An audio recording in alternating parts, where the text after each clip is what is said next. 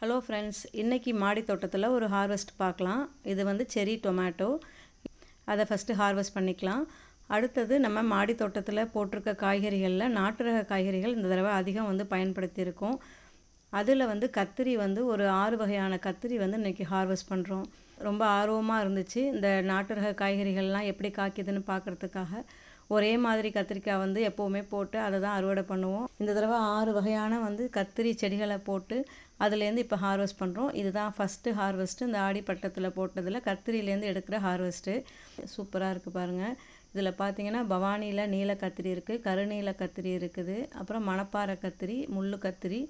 அது இல்லாமல் பச்சை கலரில் வந்து நம்மள்கிட்ட வந்து ஒரு கத்திரிக்காய் போன வருஷமே நம்ம வச்சுருந்தோம். வயநாட்டிலேருந்து வாங்கிட்டு வந்து அந்த கத்திரி விதையும் வந்துருந்துச்சு, அதையும் போட்டிருந்தோம்.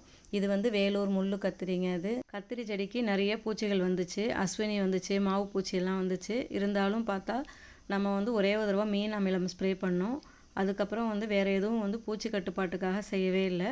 நம்ம தோட்டத்தில் நிறைய நன்மை செய்யும் பூச்சிகள் இருந்துச்சு. அதுவே தீமை செய்யும் பூச்சிகளை கண்ட்ரோல் பண்ணிவிடுங்கிறதுனால வேறு எந்த வந்து கரைசலும் நம்ம ஸ்ப்ரே பண்ணலை.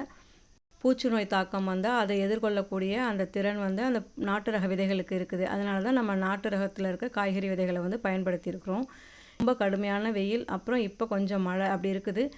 அதையும் வந்து சமாளித்து இந்த தடவை வந்து காய்கறி அறுவடை வந்து சிறப்பாக தான் இருக்குது.